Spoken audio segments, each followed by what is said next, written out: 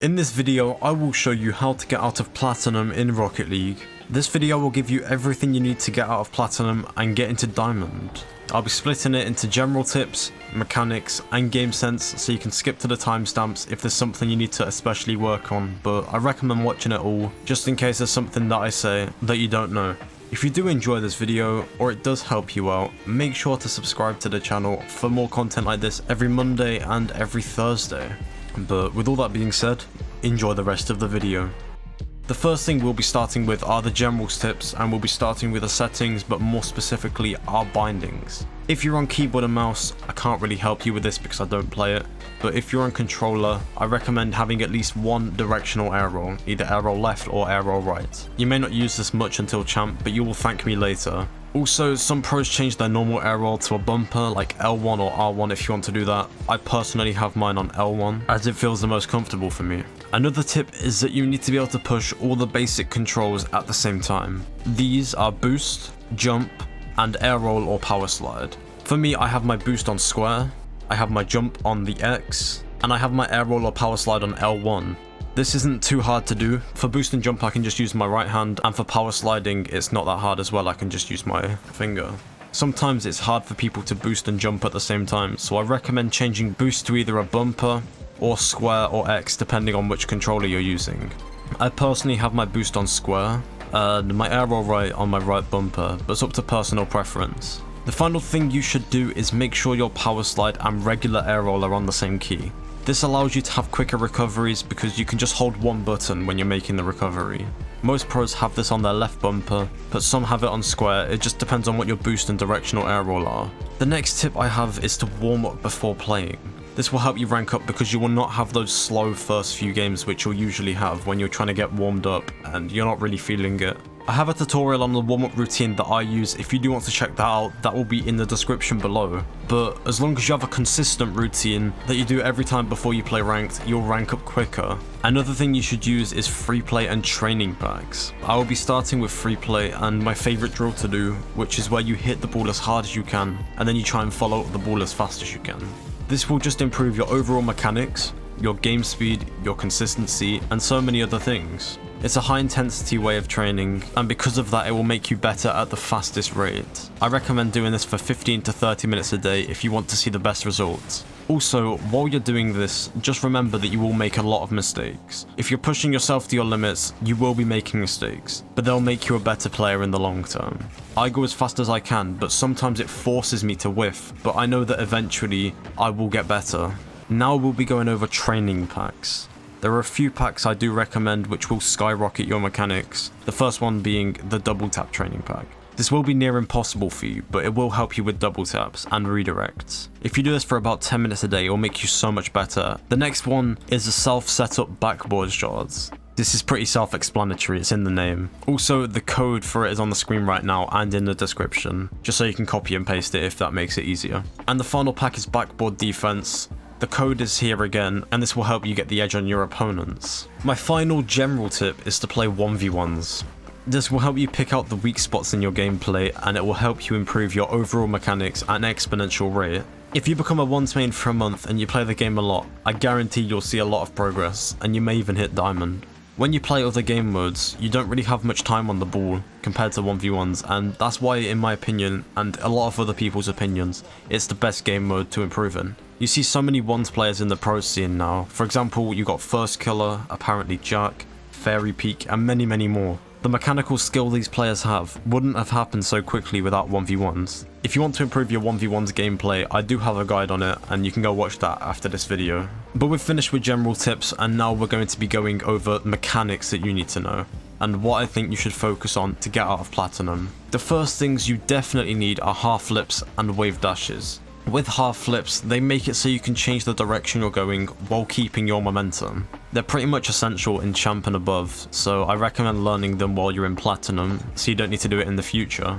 I have a tutorial on half flips which you can check out after this video. It will be in the description as well, just like everything else. And wave dashes are also essential, but for a different reason. Wave dashes are so good because you get the speed from a flip without being locked into the flip animation. It's best when you don't know where the ball's going to go and you want to keep momentum. I've also made a tutorial on that, which you know where it is. The next thing we'll be talking about is fast aerials. These are also essential to get out of plat, and a lot of you may already know how to do this, but I'll be doing a quick tutorial just in case you don't. You will jump, tilt your car backwards, boost, and while you are boosting, you will use your second jump.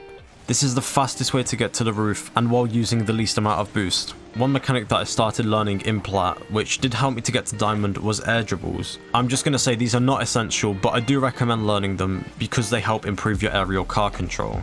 On top of this, they're a good way of tracking how much control you actually have. The better you get at air dribbles, the more control you've got. They aren't too hard to learn, so I'll give you a basic tutorial quickly. First, you will hit the ball and let it roll up onto the wall. After this, you will go onto the wall and hit it.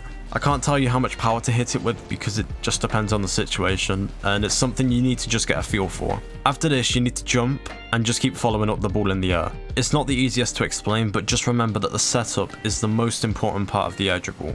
If you have a bad setup, you're not going to have a controlled air dribble. It's something that you just need to practice, so I'll be leaving a training pack on screen, but you can also learn this in free play. If you're trying to learn the setup, I recommend using free play. But if you've already got that down and you just want to improve the actual air dribble, I recommend using training packs. This tip kind of goes against what I just said, but stop going for flashy mechanics. Air dribbles are actually good competitively, but if you're plat, stop going for flip resets. Flip resets are just glorified by everyone. They think they're better than they are when honestly they're not really that competitively viable. This is the only time I ever use flip resets. I'll get the reset and I'll land down just to get the shot. But I never use the reset to get the power, I just use it to fake out the other team. Especially if you're solo queuing, don't do it. It fakes out your teammate as well, and you're just going to get punished and maybe scored on. You don't need flip resets until Grand Champ, and still when you're there, you don't even need them. They're not an essential mechanic. You can get to the highest level without them. Whereas with air dribbles, you can use them to clear the ball. This also applies for ceiling shots, don't go for them because you're going to get punished again. The next mechanic I do recommend you learn is shadow defense. This is mostly used in 1v1s, sometimes 2v2s, and pretty rarely in 3v3s. But you will need it if you're the last defender in any of these game modes. That's why it's used in 1v1s so much, because you're always the last defender. Shadow defense is very hard to teach, but I'll be giving you some tips to improve your shadow defense game. The first thing you do need to focus on though is your spacing. To figure out spacing, you need to know what your opponent could do and predict what they are going to do. If you think they're going to flick, you need to space yourself further away. If you think they're going to keep dribbling, you can maybe cut them off, or you can space yourself a little bit closer to them. Make sure you're close enough that if they make a mistake, you can punish it, but don't be too close that they can flick the ball over you.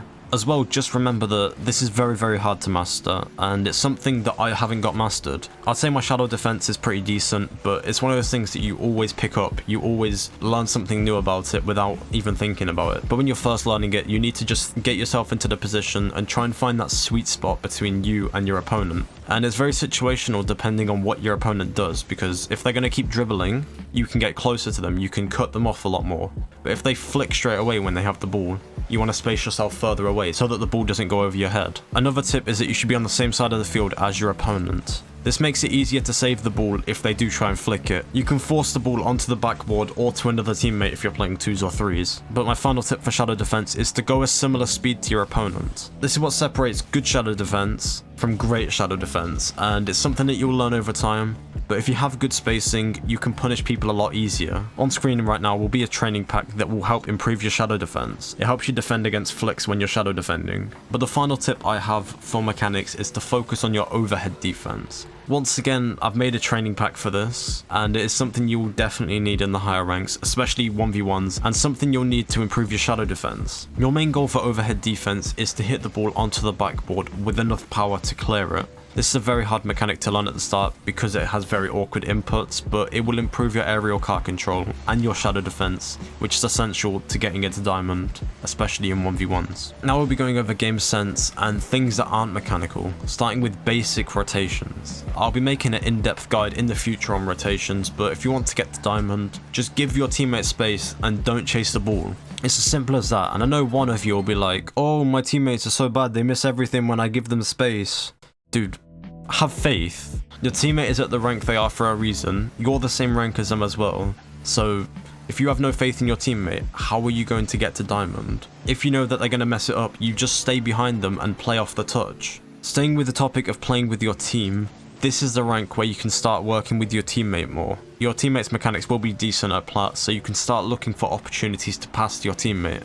A lot of people's defense isn't the best at plat, so you can use passes to get a lot of easy goals. You will, once again, need this at higher ranks, especially in champ and grand champ. When you're trying to push into grand champ, what separates a champ player from a grand champ is how they play with their team and how consistent they are. Platinum is just a rank where you need to learn all the mechanics and get better mechanically. And then when you master them, you'll get into the higher ranks, you'll get into champ, you'll get into grand champ eventually.